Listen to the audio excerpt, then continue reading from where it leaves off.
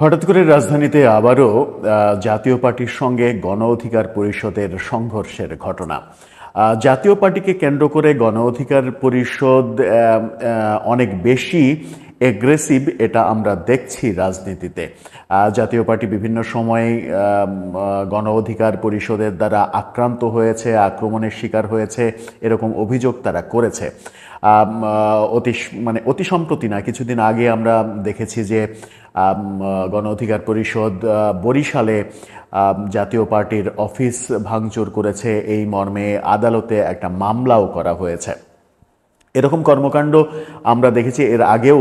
জাতীয় পার্টির সঙ্গে গণ অধিকার পরিষদের সাংঘর্ষিক অবস্থা দেখেছি। জাতীয় পার্টিকে নিষিদ্ধ করা, আওয়ামী লীগের মতো করে জাতীয় পার্টির বিচার করা, জাতীয় পার্টির চেয়ারম্যানকে গ্রেপ্তার করা, এই ব্যাপারগুলো গণ অধিকার পরিষদকে সব থেকে বেশি সোচ্চার থাকতে দেখা গেছে।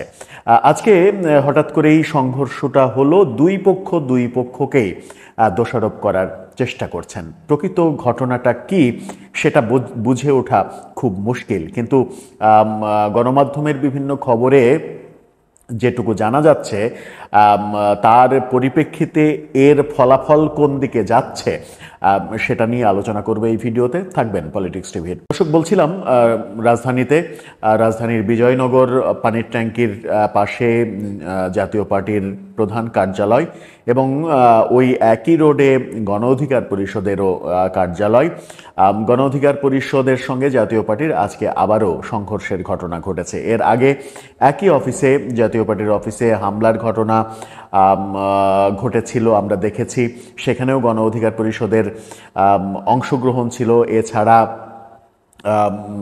রংপুরে জাতীয় পার্টির চেয়ারম্যানের বাসভবনে হামলা, সেখানে এনসিপি, গণ অধিকার পরিষদ, এমনকি বিএনপিরও অংশগ্রহণ ছিল, এমনটাও দেখেছি। সেখানে সেনাবাহিনী এক ধরনের সমঝোতামূলক ব্যাপার ঘটিয়েছিলেন, সেই উত্তপ্ত পরিস্থিতি থেকে মুক্ত করার চেষ্টা করেছিলেন ওই রংপুরকে এবং দেশকে।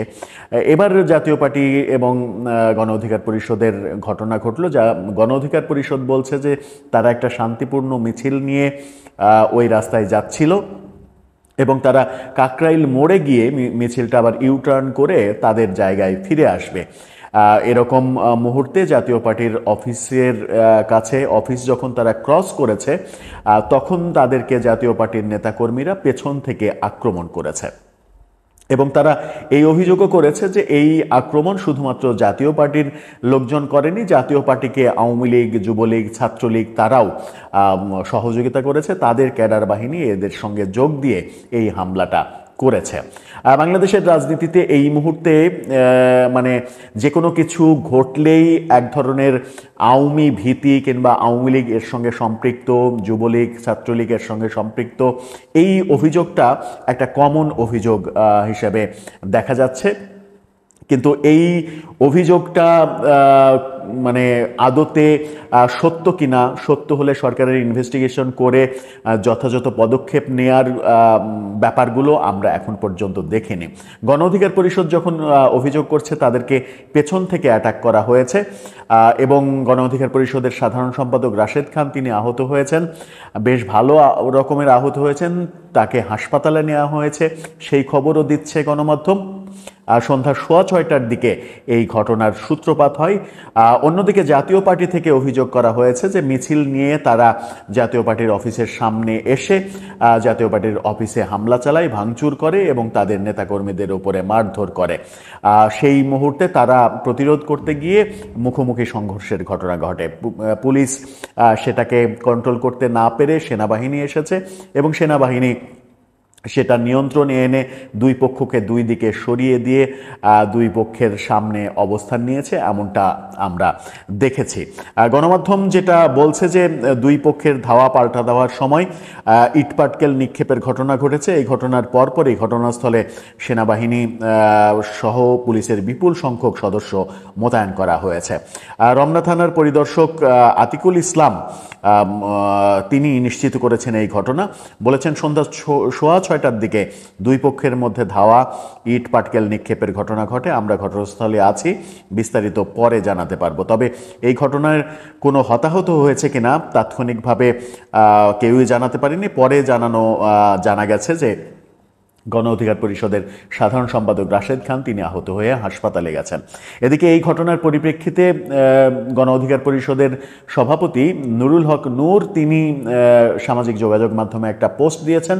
পোস্ট দিয়ে যেটা বলেছেন সেটা হচ্ছে জাতীয় পার্টির চেয়ারম্যান জিএম কাদেরকে গ্রেপ্তার করা না হলে সচিবালয়ে ঘেরাও করা হবে। অর্থাৎ জাতীয় পার্টির চেয়ারম্যান জিএম কাদেরকে গ্রেপ্তার করতে হবে। আমি জানি না যে এই ঘটনার সঙ্গে জিএম কাদের সংশ্লিষ্ট ছিলেন কিনা, যদিও জিএম কাদেরকে গ্রেপ্তার করার এই দাবিটা তাদের বহু পুরনো দাবি। ফ্যাসিস্টের দোসর হিসেবে জিএম কাদেরের বিচার দাবি করে আসছিলেন তারা বিভিন্নভাবে। মাঝখানে যেটা ঘটেছে সেটা হচ্ছে জাতীয় পার্টি আবারও ভেঙেছে। জাতীয় পার্টির আনিসুল ইসলাম মাহমুদরা আলাদা গ্রুপ করে তারা সম্মেলন করে তারা এখন দাবি করছে তারা মূল জাতীয় পার্টি এই পর্যন্ত যে কতবার ভাঙলো তার কোনো সীমা পরিসীমা নেই। তারা নির্বাচন কমিশনে দাবি করেছে যে তারা জাতীয় পার্টি, তারা মূল জাতীয় পার্টি, তারা লাঙল প্রতীক চায়। এদিকে কিছুদিন আগে ভাঙা রওশন এরশাদ পন্থীরা তারা আলাদা সম্মেলন করে তারা দাবি করেছিলেন যে তারা মূল জাতীয় পার্টি, তারা লাঙল চান। মানে এই জাতীয় পার্টির প্রতিটা ভাঙন হয় এবং তারপরে মূল জাতীয় পার্টি হিসেবে দাবি করা হয় এবং তারপরে আবার নতুন দলের জন্ম হয়, এরকমটা আমরা দেখে আসছি। জাতীয় পার্টি বহুবার ভেঙেছে। আনোয়ার হোসেন মঞ্জু, নাজিউর রহমান মঞ্জু তারা এখন দুইটা দল করছেন। এছাড়া জাতীয় পার্টি ভেঙে একাধিক দলের জন্ম হয়েছে। এখন এই সর্বশেষ যে ভাঙনটা, অনেকে এটা বলার চেষ্টা করেন যে জিএম কাদেরের পক্ষকে, মূলত জিএম কাদেরকে দুর্বল করার জন্য এক ধরনের পেছন থেকে শক্তি জুগিয়ে আনিসুল ইসলাম মাহমুদদের এই সম্মেলনটা করানো হয়েছে এবং তাদেরকে বিকল্প জাতীয় পার্টি হিসেবে গড়ে তোলার চেষ্টা করা হচ্ছে।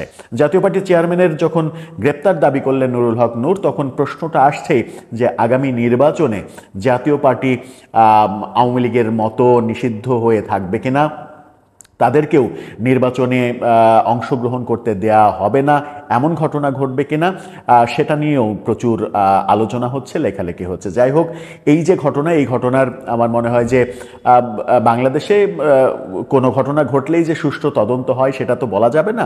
এটা বাংলাদেশের একটা ঐতিহ্যগত ব্যাপার হয়ে দাঁড়িয়েছে।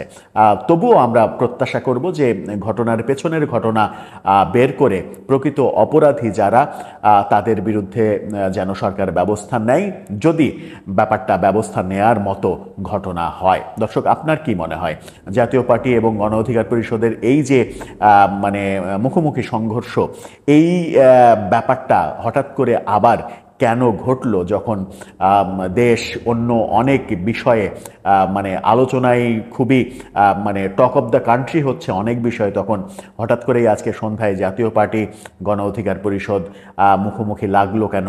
গণ অধিকার পরিষদই বা মিছিল নিয়ে ওদিকে গেল কেন? উদ্দেশ্য ছিল কিনা আগে থেকে? আর জাতীয় পার্টি এতটা প্রস্তুত হয়ে থাকলো কিভাবে যে গণ অধিকার পরিষদকে আক্রমণের জবাব, তাদের ভাষ্যমতে তারা আক্রান্ত হয়েছে, তারপরে আক্রমণের জবাব দিয়েছে? সেটাও একটা প্রশ্ন করলে অনেক প্রশ্ন করা যায়। কোন প্রশ্ন করে সমাধান আপনি চাইবেন সেটা আপনার বিষয়। আপনার মন্তব্য জানিয়ে লিখতে পারেন আমাদের